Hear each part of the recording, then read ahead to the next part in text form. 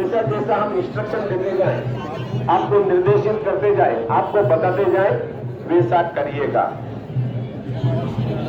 आज देश की सारी नदियां या तालाब कहीं न कहीं इसी प्रकार से हमारे द्वारा ही,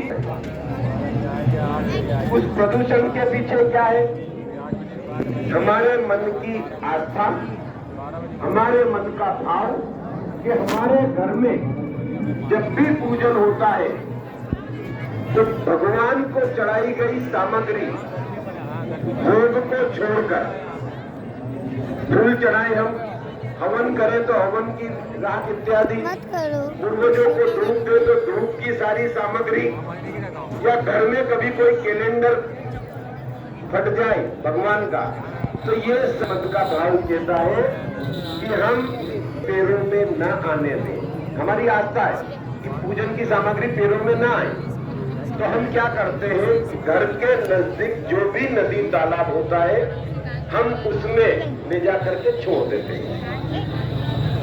आज से 50 साल पहले और आज में बहुत बड़ा अंतर आ गया है। लगभग देश की अधिकांश नदियां अब चलायमान नहीं है। हमारे घरों पर पानी की खपत, पानी का उपयोग जो हम कर रहे हैं पहले के मुकाबले में 100 गुना बढ़ गया है। पूरा परिवार 50 साल पहले बल्कि 2 दिन तक काम आ जाता था। आज इतनी बड़ी पानी की टंकी 2000, 3000, 4000 लीटर के लिए हमें घर में कम पड़ रही है। जहाँ आबादी बढ़ी, जल की खपत वो बढ़ी, पर हमारे खुद की भी खर्च करने की क्षमता बढ़ गई, तो हमारे द्वारा भी नदी में वही रह जाती है। धीरे धीरे वह सामग्री बढ़ जाती है, कीड़े पड़ जाते हैं और वह कीड़े पड़ पूरा जल दूषित हो जाता है। कि हम एक सात्विक, एक अच्छी ऊर्जा स्नान करेंगे तो प्राप्त होगी। जैसा शास्त्रों में वर्णन भी है कि नदी में स्नान करना जन्म जन्मांतर के दोषों का नाश कर देता है। लेकिन जब यहाँ आते हैं, चाहे माँ शिप्रा पे जाए, यमुना पे जाए, किसी भी नदी के तट पे जाए, तो बहुत सी बार मन ये कहता है कि हम स्नान करें या ना करें। तो इसके लिए जिम्मेदार हम हैं। अब हमें क्या करना चाहिए? यह जो सामग्री हमारे पास घर पे निकलती है पूजन की, हमें इसे कहीं भी नदी तालाब पे नहीं छोड़ना। अब इसका उपयोग कैसे करें, क्या करें? एक तरीका नदी का बताया गया, दूसरा गड्ढा खोदकर जमीन में छोड़ दें हम। अब वो भी हम नहीं कर सकते तो क्या करना चाहिए?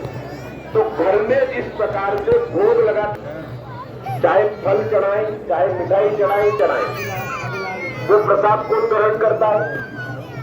हम करते हैं। कि भगवान को चढ़ाया हुआ भोग हमें एक अच्छी ऊर्जा प्रदान करेगा। मन में उस प्रसाद से ये भाव पैदा होता है कि सारा पुण्य फल हमें प्राप्त होगा। तो इसी प्रकार चढ़ाई हुई पूरी सामग्री को एक किसी भी थाल में, अन्य चीज में ले, भगवान के सामने रखते हुए हाथ जोड़ करके जिस भाव से हमने सारा पूजन किया था पुनः प्रार्थना करें, अपने मन के भाव रखें और उस सामग्री को सिर से लगा करके एक बार अच्छे से सूंघ लें। इस पूरे पूजन का पुण्य फल हमें प्राप्त हो जाए।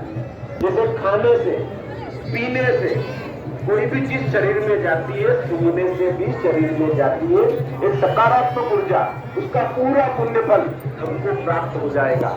और उसके बाद खाने से कोई चीज झूठी हो जाती है, पीने से झूठी हो जाती है, ऐसे ही सूंघने से भी दूषित हो जाती है, झूठी हो जाती है।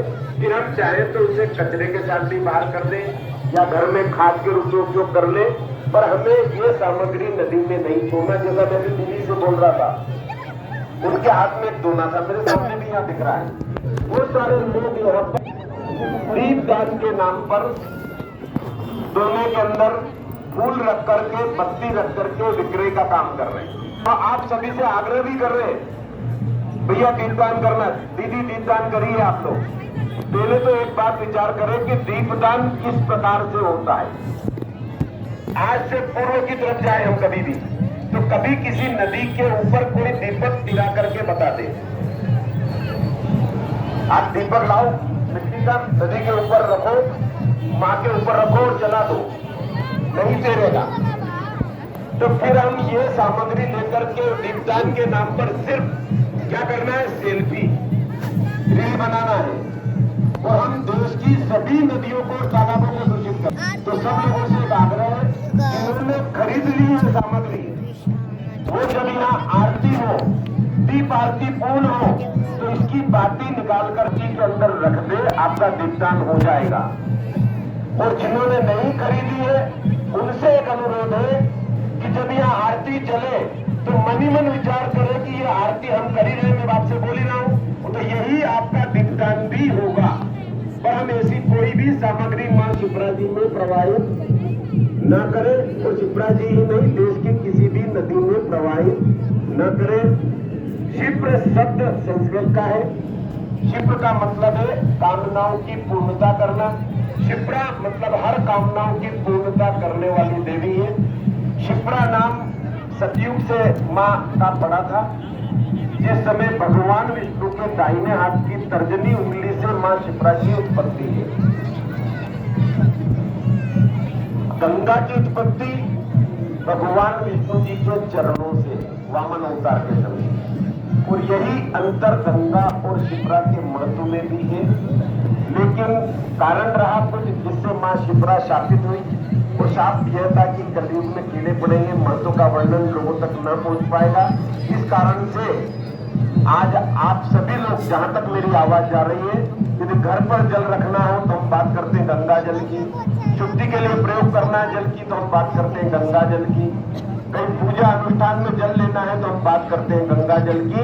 लेकिन मां शिप्रा का जल गंगा से भी 10 गुना अधिक पुण्यदायी है, और आप और हम सभी लोग भाग्यशाली हैं